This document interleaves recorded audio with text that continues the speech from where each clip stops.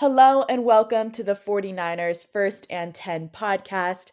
10 minutes of the most up-to-date 49ers news, first thing in the morning. I'm your host, Brianna McDonald, and I'm joined by 49ers team reporter Lindsay Polares. And the San Francisco 49ers secured their first win of the season, 30-7 against the Steelers on Sunday. Lindsay, can you set the scene for what it was like in Pittsburgh for the season opener? This is a game that I've had circled on the calendar, not just because it was the season opener, but because the Pittsburgh Steelers have a historic franchise, and I was looking forward to seeing the terrible towels and then the renegade performance and the atmosphere. All the vibes were good. It was a very energetic crowd, and as always, and I hope this is just the tone for the rest of the season, so much red in the stands. So it had all the makings of a really good season opener. And we heard it all last week from coaches and players and our podcast guest, Matt Mayoko, that this was going to be a hard-fought game and playing on the road was going to be a challenge. So were you surprised when you saw how big of a margin the 49ers were ahead by, especially in the first half? I mean, there was a point late in the second quarter where the Steelers just had 1 yard of offense compared to the 49ers almost 200 yards. Tracking the total yardage towards the end of that first half just started being a thing on Twitter, and I was tracking it myself and just seeing that number go up and up. And while I'm not surprised by the performance of the 49ers, I didn't know if I expected this type of margin. However, I do think given the big plays that the team started out with, particularly on that very opening drive, a quick 3-and-out by the 49ers defense, I really do think that set the tone for everything that happened afterwards. So I think the story started telling itself after, one more 3-and-out, one more 3-and-out. And I think it ended up being 5 straight 3-and-outs by the 49ers defense. And then the offense just kind of fed off the energy. So it was a lot of just good things happening at once. And then you get that margin and it makes a lot more sense. The whole team was talking about how they wanted to come out hot this season and really get off on the right foot. So how did this game set the tone for perhaps the rest of the season? Yeah, I think there's been a lot of talk about the sluggish start that the 49ers have had the past couple seasons, so 2021 and 2022. So it has been a really big point of emphasis. And I do think that's on everybody's minds, including the teams. So it's kind of like what I said. You get that first 3-and-out, and that's ultimately what you want. You want that big hot start, and then just one play starts falling into place and one after the other after the other. And then you get just a completely strong performance from start to finish. And I think this is exactly what the 49ers were looking for in week one. And it really does give you energy and juice to come back in week two, especially against an NFC West opponent, against a team that the 49ers have had their number in the regular season for the past 2 seasons. So again, it's just building up to a lot of really great things happening. All right, so defensive lineman Nick Bosa was the news of the week ahead of game day, and there were some points where we didn't know exactly how much he would play in the season opener, given the fact that he wasn't with the team all throughout training camp. So in hindsight now, how much of a hand did he have in this game, and how did he elevate the 49ers defense? Yeah, so I know on the stat sheet, no sack, probably not what he was hoping in his first game back, but I think having Nick Bosa back boosts the morale, not only of that defensive line, not only of the defensive unit, but the entire team. This is the reigning defensive player of the year, and everyone wanted him back in that locker room. And like you said, no one knew exactly when or how it was going to happen, but I think in everybody's minds, it was a when, not an if. So just having him back there with the team, and he did end up playing about 35 snaps, was just a really good morale boost for the team. And I think having him really just propelled the rest of the defensive line. That defensive front came away with 5 sacks. 3 came from second-year defensive lineman Drake Jackson. That matches the amount of total sacks he had in his rookie season. So obviously a really great night for him. And then you see Javon Hargrave, a player that the 49ers added in free agency. He gets his first sack in a red and gold uniform. And then Kerry Hyder Jr.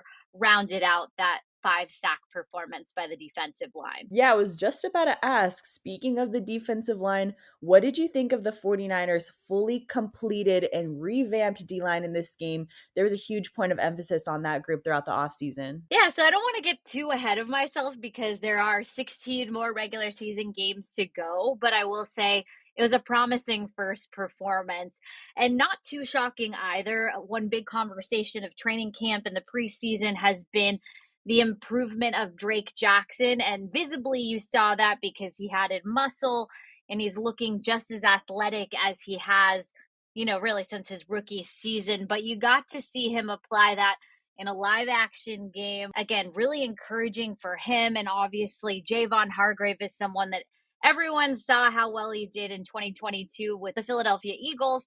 So now you see him in a San Francisco 49ers uniform. Obviously, very exciting. And then you add the defensive player of the year, and it just feels like a recipe for success. Obviously, it still has to materialize in 16 more games, but you have to feel good about it. Yeah, it was great seeing that kick down sack celebration from Javon, but in a red and gold uniform this time. Now, Nick Bosa said after the game that his quarterback, Brock Purdy, is exactly who we thought he was.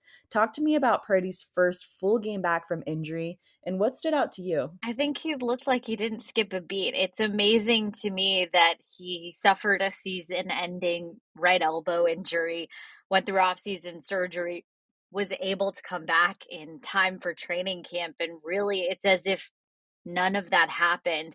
We saw a glimpse of it in the second and third preseason games. He had tremendous poise, which is what people always talk about with Brock Purdy, good command of the huddle, but he's accurate. He moved the ball down the field well. He had a favorite target in this one, and that was Brandon Aiyuk, but he just looks like he settled right into the role that he was pushed into at the end of last season, just due to injuries to the other 49ers quarterbacks. So it's a really promising start for the offense as well. And I think, the players were definitely careful to say we have 16 more games, but this is the way you want to start week one and put it all out there. And now it's just about keeping it rolling. Yeah, what was great to see in this game was it was a full team effort. Brock Purdy was on point, but it wasn't just him out there.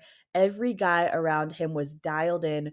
One of the biggest plays of the day came from Christian McCaffrey's 65-yard run. And in his press conference, he mentioned that the run game is an 11-man job. So what's the chemistry and teamwork like on the 49ers offense? Yeah, I mean, I think it's exactly what he said. In order to establish a good run game, you've got to have really strong play for your offensive line. And I think one important component to the 49ers run game is making sure that your wideouts are committed to their blocking assignments as well. And you talk about that 65-yard rushing touchdown by CMC. That was made possible by two key blocks from both Brandon Aiyuk and Ray McLeod. So kind of easy to forget about that when you've got such a long, impressive run by, your best running back.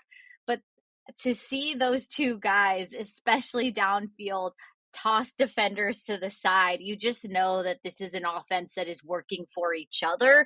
And now you're seeing it translate into putting points on the board, it means everything's in sync. Yeah, one of the team's biggest stars in training camp was wide receiver Brandon Aiyuk. It looked like he could catch just about anything. How did his performance translate into the regular season? I mean, it's pretty clear you cannot cover this guy. Just two amazing touchdown catches.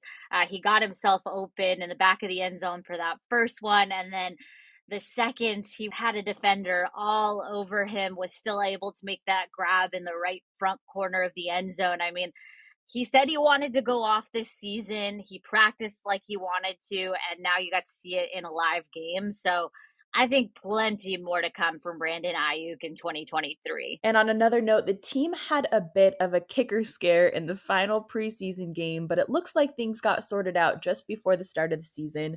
How did the rookie kicker Jake Moody look in his regular season NFL debut? I think that just goes to show that when it counts, Moody is in fact money. He went 3 for 3 on field goal attempts and sailed those 3 extra point attempts right through the uprights. He's looking like he's back from that right quad strain, so thankfully nothing to worry about there.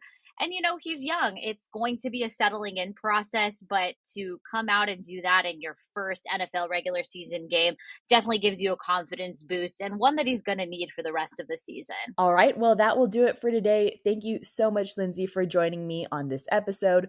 Don't forget to follow First and 10 on Spotify and Apple Podcasts. Turn on the notifications so you're in the know when we post any breaking news updates. And thank you, Faithful, for tuning in.